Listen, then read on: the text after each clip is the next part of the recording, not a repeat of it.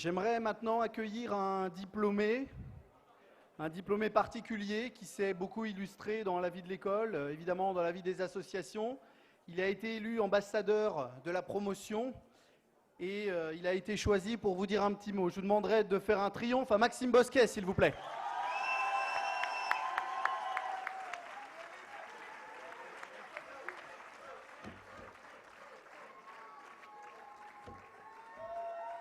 Bonsoir à tous, Madame la marraine, Messieurs les directeurs, camarades de promo, professeurs et personnel administratif, amis et familles.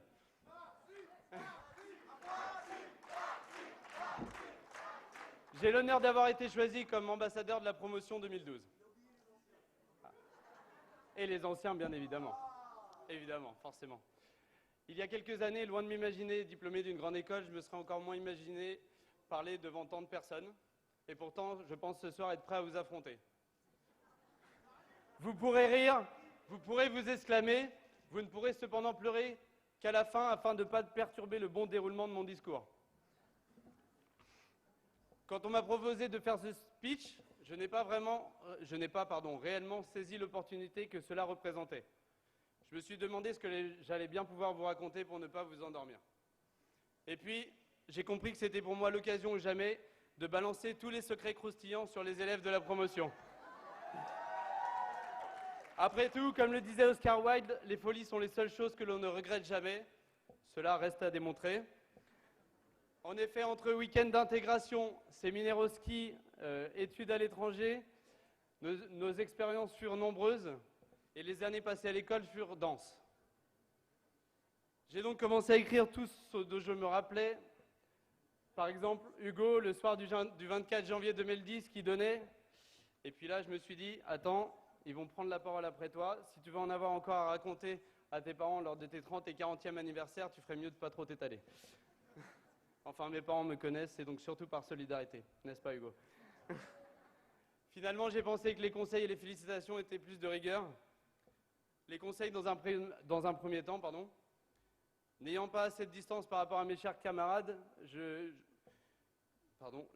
me suis dit que j'allais utiliser les mots de personnes célèbres.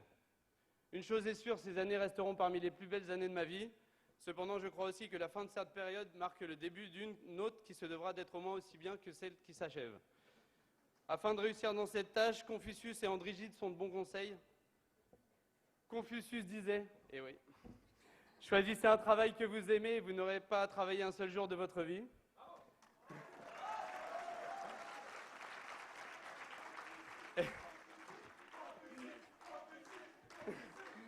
Et Andrigide, quant à lui, disait qu'il est bien des choses qui ne paraissent impossibles que tant qu'on ne les a pas tentées.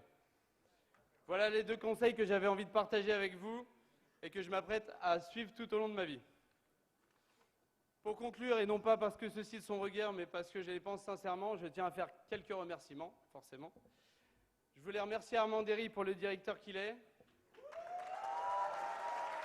pour m'avoir appris beaucoup en tant que patron et pour m'avoir laissé la parole ce soir. Je tiens également à remercier tous les professeurs et personnels de l'administration qui nous ont suivis tout au long de notre cursus et qui ont toujours été disponibles. Je remercie également tous les étudiants qui travaillent aujourd'hui et font en sorte que cet événement soit réussi. Je n'oublie bien sûr pas mes amis, ma chérie que j'ai rencontrée à l'ESG et ma famille, qui auront toujours été là pour me soutenir. Je garderai pour ma part que des bons souvenirs de mon passage à l'ESG Management School et j'espère qu'il en est de même pour vous tous. Félicitations à tous et n'oubliez pas que l'on se retrouve tout à l'heure pour fêter le début de cette nouvelle vie dans la bonne tradition ESGN. Merci à tous.